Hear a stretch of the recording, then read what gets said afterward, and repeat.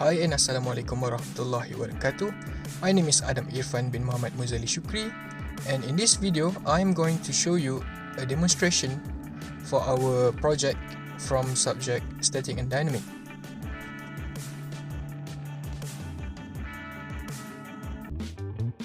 As you can see in this video, we are using a 500 ml water bottle for its base and also some wooden part as its supports. We are also applying a truss structure on its wing. We are also using the wooden part as our propeller and bottle cap as its holder, as the shaft holder. As you can see at the end of the bottle cap, we also put a rubber band there so that we can use it for our mechanical engine. I will now demonstrate how the mechanical engine works.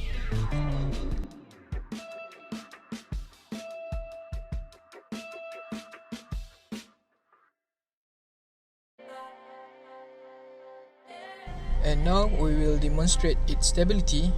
As you can see in this video, it lays straight on the water. It can also withstand pressure from above.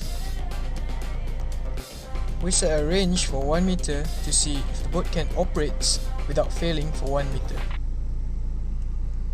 And this is how it operates.